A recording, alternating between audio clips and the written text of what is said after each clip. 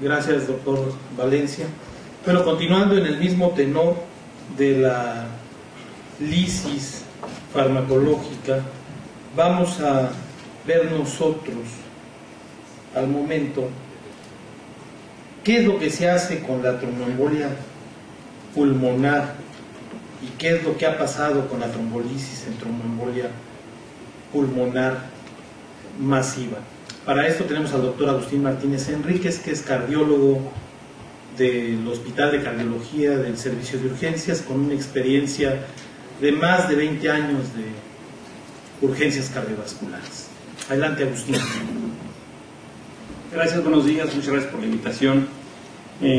Definitivamente nos pasamos a la tercera causa de un problema vascular.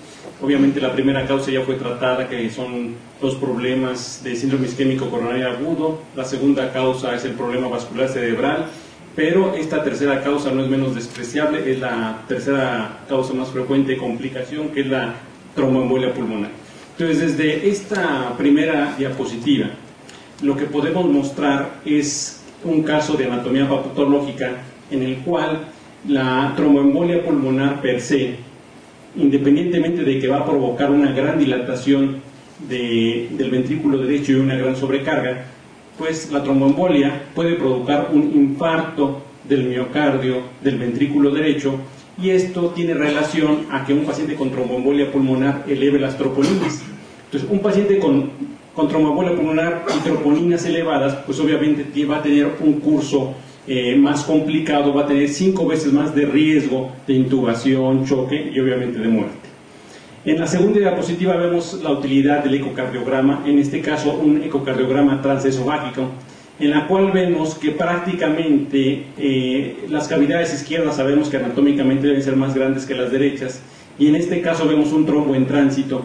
Aquí esta es la aurícula, este es el ventrículo, y cómo las cavidades derechas comprimen completamente las izquierdas y el ventrículo izquierdo prácticamente está, no se observa. Y por último, en esta misma diapositiva lo que quiero demostrar es la revolución tecnológica. Actualmente la tomografía axial computarizada, la que se le llama helicoidal, multicorte, ha logrado demostrar, por ejemplo, estas imágenes que uno no dudaría del trombo que se presenta aquí en la rama derecha de la arteria pulmonar y en la izquierda, que nos permite hacer reconstrucciones con proyecciones craneales, como en este caso, en el que podemos ver un trombo aquí en la rama izquierda y otro trombo en la rama derecha. Entonces, la tecnología...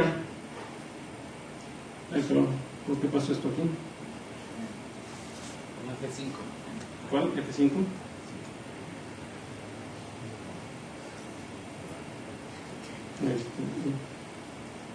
Bueno, entonces, con respecto aquí, entonces, ¿a qué nos vamos a enfrentar? Entonces, vamos a definir qué es la tromboembolia pulmonar. La tromboembolia pulmonar no es una patología en sí, sino lo único que podemos decir es que es un síndrome y es una complicación. ¿Por qué decimos que es un síndrome? Porque tiene un conjunto de signos y síntomas, de los cuales no son específicos para esa enfermedad, que se presentan por la obstrucción del flujo sanguíneo de una o más arterias periféricas, pero que es la complicación de diversos padecimientos en las cuales está involucrada la trombosis venosa profunda, y como causa vamos a tener problemas de hipercoagulabilidad primaria o secundaria. Esto hay que tenerlo muy presente porque siempre vamos a tener estas causas de tromboembolismo, y las causas primarias no sabemos, nadie en el mundo puede determinar la frecuencia exacta de ellas, y nosotros sabemos que la causa más frecuente, por ejemplo, es esta mutación que existe en el factor 5 de Leiden, que es una resistencia a la proteína C activada, y como segunda causa esta mutación que existe en el factor 2, es decir, el factor de la protrombina, y otras causas que no podemos decir que su real frecuencia porque no se ha determinado, como la deficiencia de antitrombina 3, deficiencia de proteína C o deficiencia de proteína S. En el hospital yo quisiera decirles la frecuencia, no lo podemos saber. ¿Por qué? Porque habitualmente son pacientes que ingresan ya muy avanzada la enfermedad y prácticamente ingresan para fallecer. El problema no se diagnostica a tiempo. Y de las causas secundarias que les decía que tienen que ver muchas patologías, aquí tenemos el problema de las trauma o fracturas. Aquí está, en la tromboembolia pulmonar, aquí está involucrado el ortopedista o el terapista, el neurólogo, porque el paciente con EBC va a estar con movilidad prolongada. Esto es más característica en edad avanzada, en los catéteres venosos o pacientes con insuficiencia venosa crónica, en el embarazo por el problema del estado hormonal aumentado.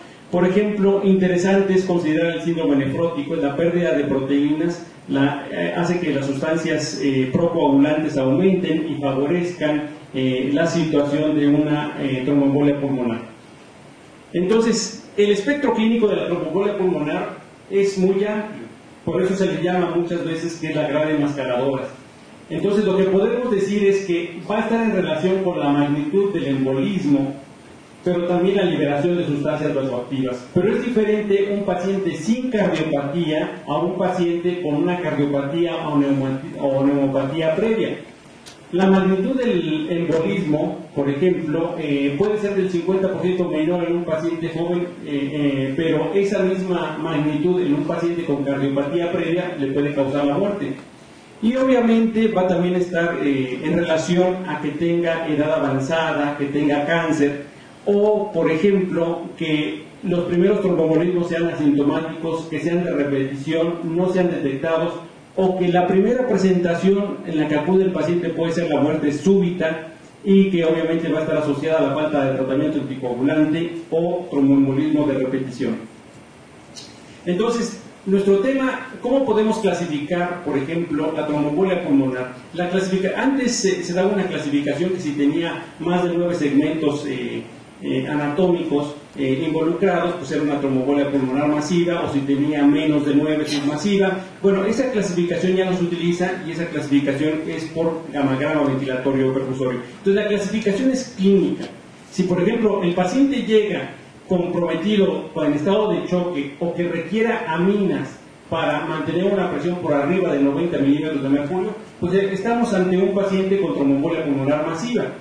Pero lo más interesante del caso es que un grupo muy particular es el grupo de la tromboembolia pulmonar submasiva, en la cual el paciente no tiene afección hemodinámica, pero que el ecocardiograma muestra datos de disfunción del ventrículo derecho. Es decir, va a mostrar datos de dilatación, hipocinesia del ventrículo derecho, un diámetro mayor de 30 milímetros en el eje largo, o por ejemplo que las dimensiones del ventrículo derecho rebasen a las del izquierdo, o que no haya ese colapso inspiratorio de la vena cava por medio del ecocardiograma.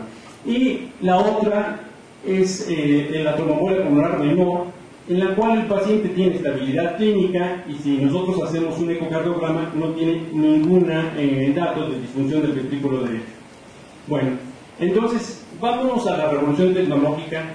Si nosotros decimos que este autor del grupo de Ginebra, él reporta que en las tomografías iniciales, en las cuales nada más había un detector, él reportó que tenía una sensibilidad del 70% y una especificidad del 90%.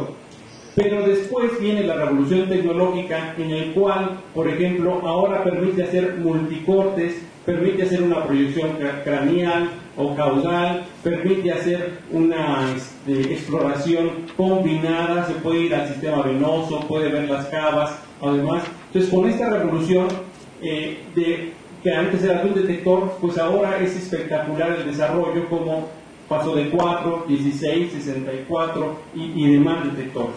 Entonces, por ejemplo, aquí mostramos una imagen de 16 detectores, entonces en el cual, si viéramos esta imagen, pues podemos ver las arterias pulmonares centrales, las lobares, las segmentarias, las subsegmentarias, y podríamos decir en este caso, pues ¿cuál tromboembolia?